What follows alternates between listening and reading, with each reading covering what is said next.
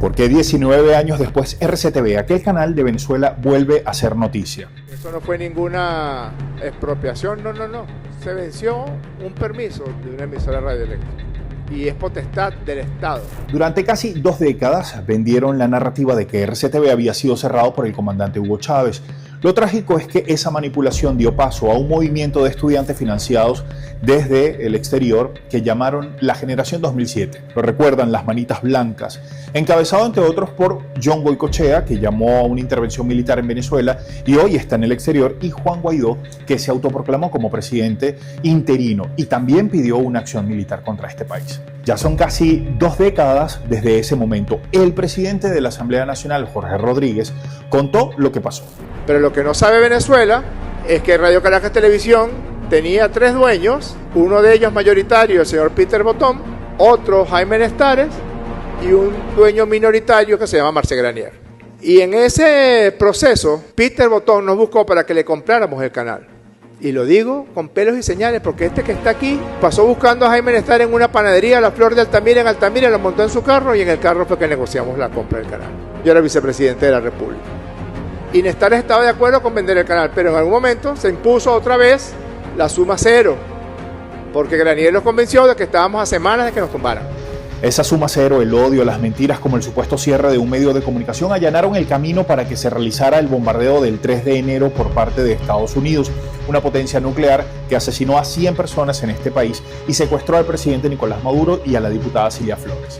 Y aunque el país vive otro momento político, esas prácticas no han terminado. Recientemente un periodista que era parte del staff de RCTV entrevistó al presidente de la Asamblea Nacional y aunque tenía libertad para preguntar lo que quisiera, esto dijo en un programa. Yo estaba muy temeroso, yo estaba miedoso. Y eso generó una reacción. Ante una mentira, una verdad. Y el señor periodista dijo que había hecho la entrevista con miedo.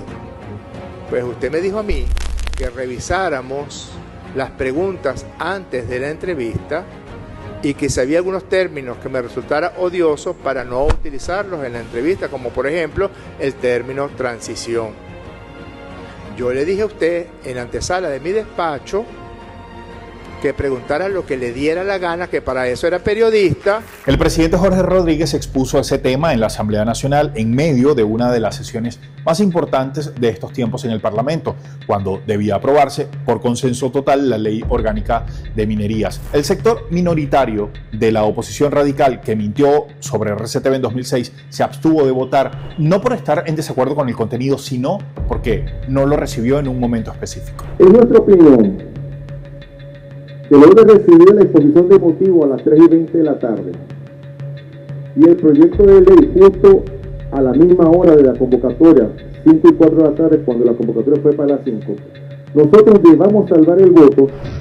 Le solicitaría muy respetuosamente a un sector de la bancada opositora que le bajemos 2 a la toxicidad, que no sean tan tóxicos, que si recibieron el proyecto de ley a la misma hora que lo recibimos nosotros, a la misma hora que lo recibió la Junta Directiva, a la misma hora que lo recibió la bancada chavista. Eso está perfectamente registrado en minutos en la cuenta Telegram que comparto con la secretaria, el subsecretario y el consultor jurídico.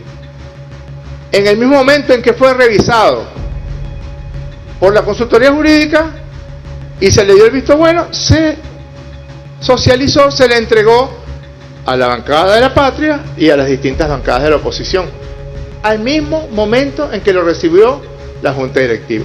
El consenso por la paz en este país es mayoritario. Si pedimos perdón nos dicen débiles, si exigimos perdón nos dicen arrogantes, si damos una entrevista nos dicen que estamos confesando, que es una confesión.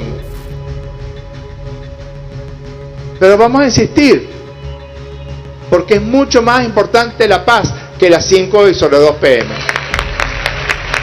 Es mucho más importante el progreso de Venezuela. El sociólogo y matemático noruego Johan Galtung, en sus investigaciones sobre la paz y los conflictos, propone que una noticia puede desatar o prolongar guerras. Los venezolanos han probado eso y la convivencia democrática es la agenda. En los próximos días continuará la segunda discusión de la Ley Orgánica de Minerías. Hay muchos inversionistas interesados en el país. Te vas a enterar por aquí. Síguenos en Extra News Mundo.